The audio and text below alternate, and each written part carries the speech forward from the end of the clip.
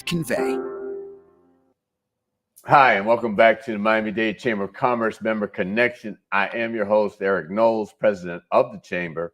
And yeah, as always, I'm excited because we're talking about growing businesses, minority businesses, women-owned businesses, Black-owned businesses here in Miami-Dade County. And my good friend is here with me, Mr. Mike Fernandez. How are you doing, Mike? I'm doing good. Thank you for having me. You know, you've been here in a different role in the past, and here now you're with Waste Pro USA. Waste Pro USA. But before we get into that, let folks know who Mike is, So Mike, I'm born and raised here in Miami, Florida. Grew up in actually a suburb called Westchester, Florida, down south. Went to the local school system, public schools down there at Coral Park. I'm a senior high. I'm a graduate from there. Went to Miami-Dade Community College. A lot of Miami-Dade us College right here. As a matter of fact, I was right here on this campus. So I came to this campus too. So I did them all. I did Wolfson. I did this one. I did the Kendall campus.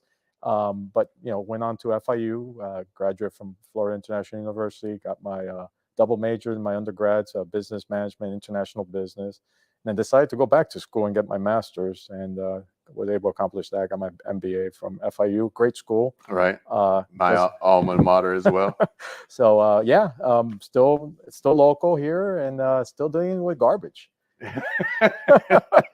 Dealing with garbage. Most of us don't like to deal with garbage, but we all have to deal with garbage because that's part of life. As we live, we consume products, we consume whatever it is, we cook.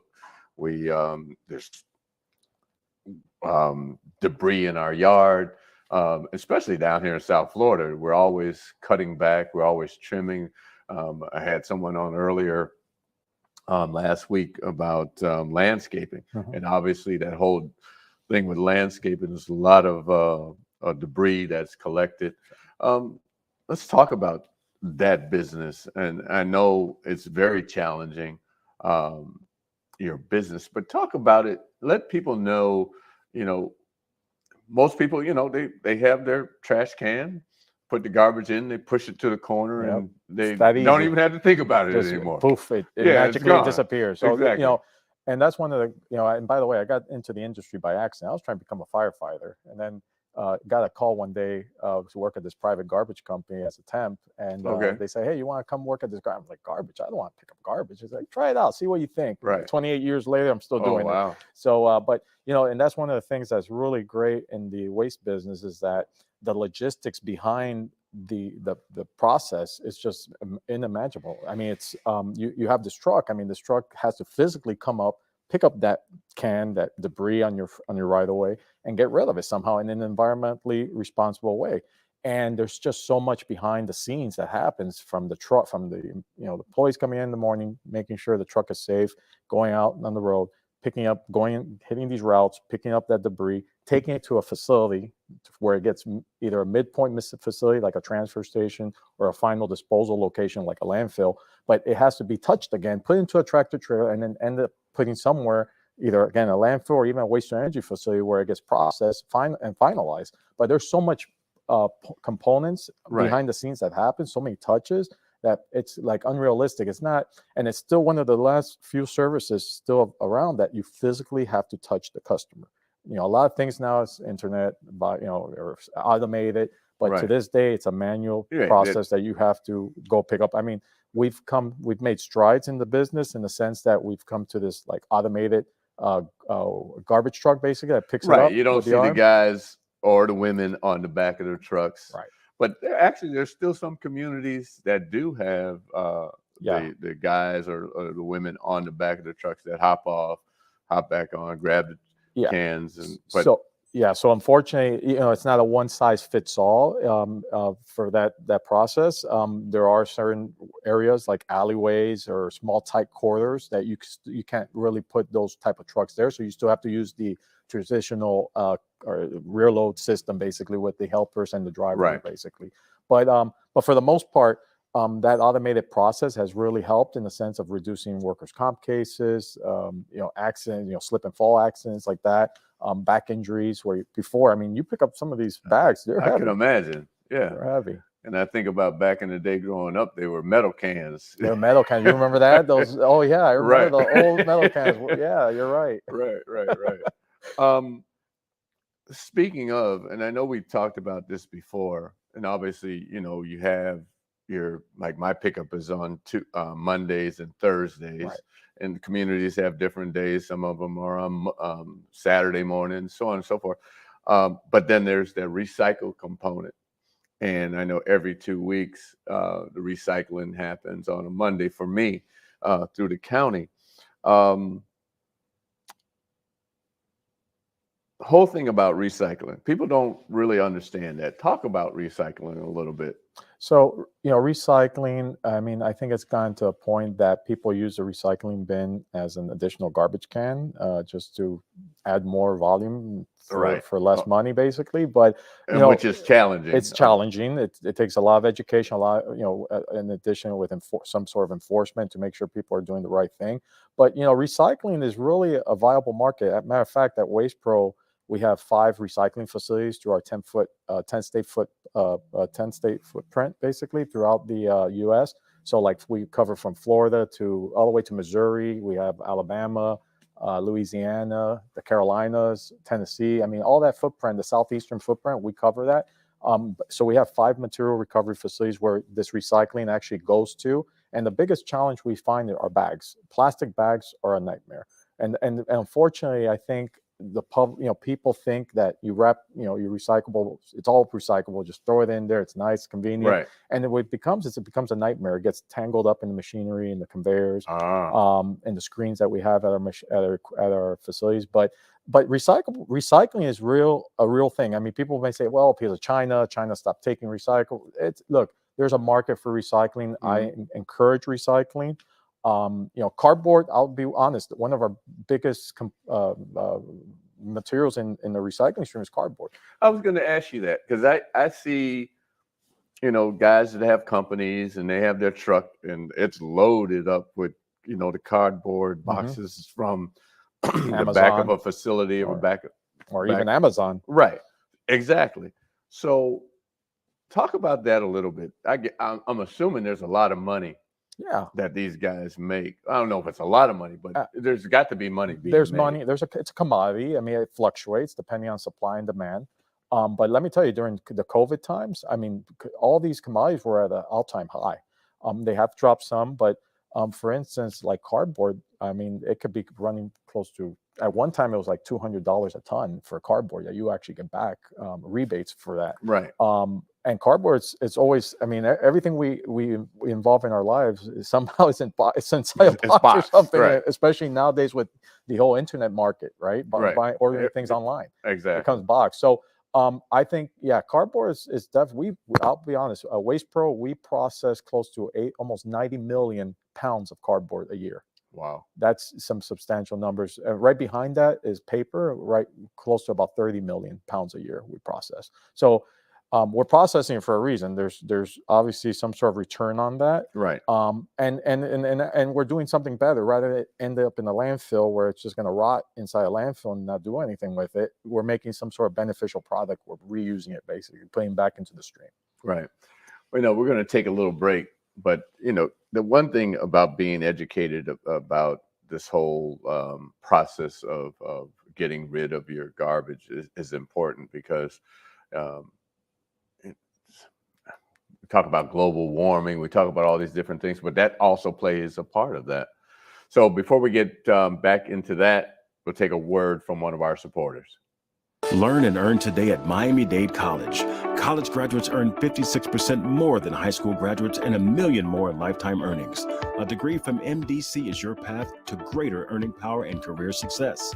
Choose from hundreds of affordable high-tech and in-demand career programs, including cybersecurity, artificial intelligence, business, and nursing. Learn and earn today at MDC and fast-track your career. Enroll now at mdc.edu/purpose. Hi, and welcome back to the Miami-Dade Chamber of Commerce Member Connection. I am your host, Eric Knowles, and we have my good friend Mike Fernandez with Waste Pro USA here with us today, and talking about something we all put our hands on a couple times a week. Yeah, and don't associate me with garbage now. Is that what you're trying to say? But yeah, I mean, look, garbage. The waste industry is a very important industry. Like I said, I got into it kind of by accident, but I've grown to love it in the sense that I think it plays an important role in society to make sure our streets are safe, they're clean. You don't have vermin, pests going around, rats, things like that. Exactly. And health, and even disease. Right. So. Waste. Just going back to Waste Pro, our company, our founder, his father founded his company back in the 1930s. Wow. Back in Long Island. And believe it or not, again, our founder started his company called Jennings Environmental back in the 70s. He merged with Waste Management, a big mega company, and he decided to get back in the business. And we established ourselves back in 2001. As Waste Pro USA up in Georgia, Athens, Georgia.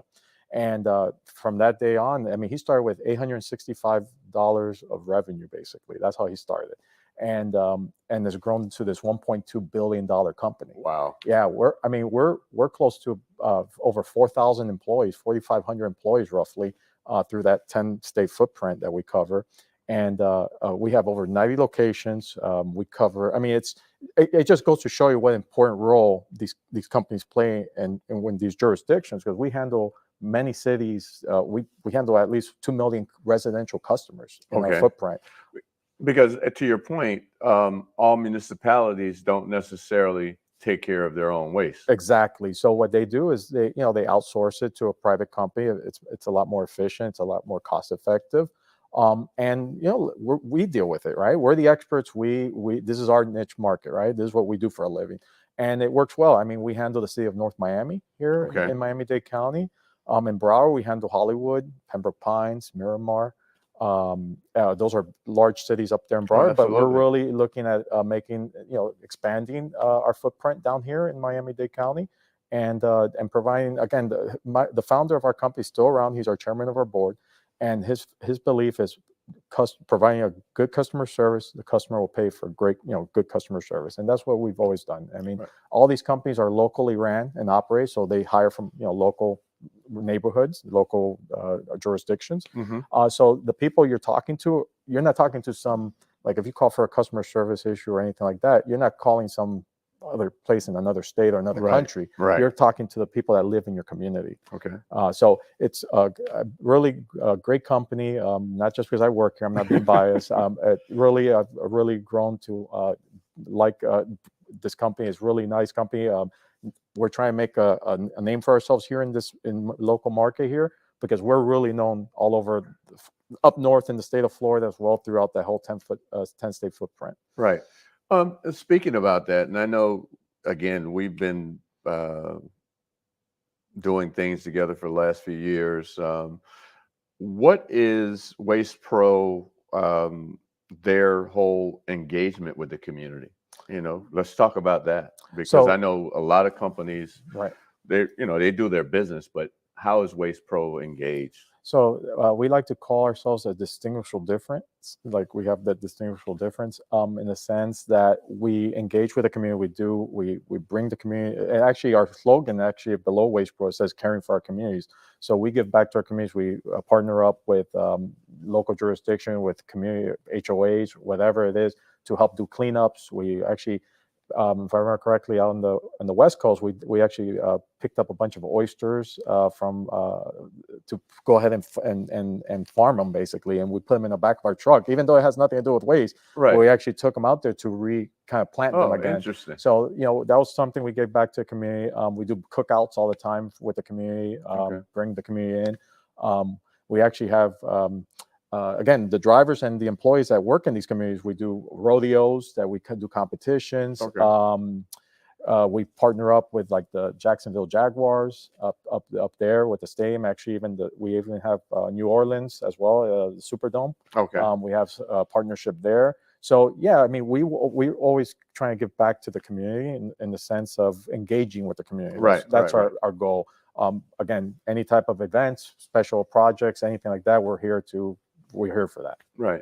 I'm going somewhere totally over in left field. I was riding on the turnpike the other day, and I remember growing up, there were a lot of commercials about littering. Mm-hmm.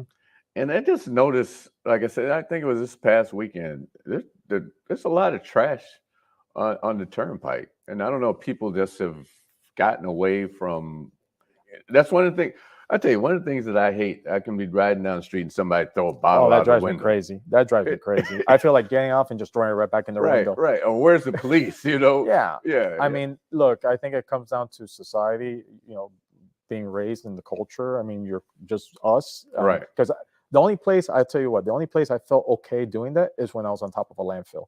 I'll just throw it out my window into the landfill. Right. But aside that, I think it's just, behavior. And I think we got to change that behavior. I think we got to care for our community. Basically, we got to care for where we live, because if you don't have pride in what you do or where you live, then you're going to, trash your community. You don't care about that. So, yeah, I don't, like I said, I'm just throwing this out at you. I don't know if something Waste Pro has even looked at, but I think maybe that's something that you all, begin to, again, to let the community know that it's all about us, right?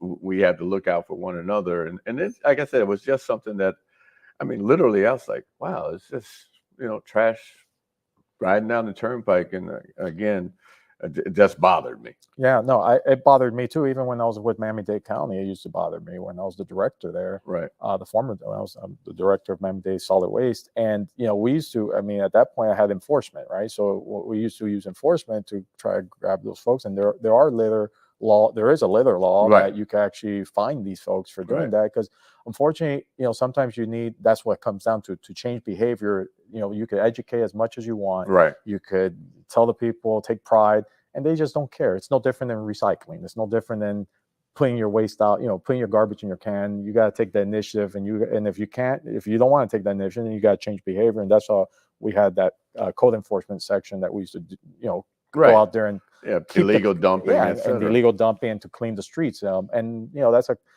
unfortunately, it comes down to, again, education and enforcement at the end of the day for things like that. You could do community outreach, absolutely, right. But you got to care. At the end of the day, absolutely. In the last couple of minutes, what would you like folks to know about Waste Pro? Look, Waste Pro is not your big corporation like some of these other companies, where we actually do care. We want to provide a great service. We're here. We're experts in what we do. I mean, I'm telling you, not being biased because I work here, but I've really seen the leadership here. And one of the things I've noticed is there's trust in this company. There's a plan. There's a good game plan. And we're here to deliver, in the sense that, we provide customers with great service. And again, the distinguishable difference between us and the others, that's what we're here to show, from waste hauling to recycling to disposal. We do it all, basically. And we're here to help anybody with their waste needs. Right. And I'm going, in my head is going a couple of different places. And I go back to this whole thing with cardboard. If someone wanted to get in that business where they're collecting, how does that work? I mean, to get into that line of business, there's two components. One is the hauling component, which is actually going out and picking it up at the street, and then the processing component. You got to take it somewhere to get processed. So to get into that line of business, you got to invest into equipment, manpower, permitting, regulate. You got to make sure you're regulated, and then you start establishing your accounts. It's not easy, because you got these barriers, with other companies such as ourselves to get, to try to get into that line of business. So, but it is challenging, but you could do it. I mean, that's what it takes down. Yeah, you could do it. I mean, that's how our founder started, with one truck. I mean, to this day, we have a museum up in Sanford, Florida, with all these antique trucks, all these garbage trucks. And matter of fact, his first truck back in the 70s is still there and operational. Wow. So if they want to get in touch with Waste Pro, how do they do it? So I would say go to wastepro.usa.com and visit our website and check us out. If you want to know more about the Miami-Dade Chamber, go to 305 or call us at 305-751-8648 or m-dc.org. This has been the Miami-Dade Chamber Member Connection. See you next time. Today, I stand before you, a proud graduate of Miami-Dade College and the 5th president of the Miami-Dade Chamber of Commerce. I'm honored to return to the college that prepared me to become a leader in our community, providing an education second to none.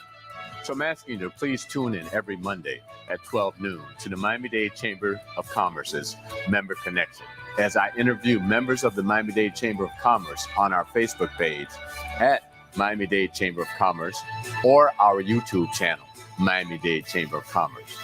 To learn more about the Chamber, please go to m-dcc.org or call the Chamber at 305-751-8648.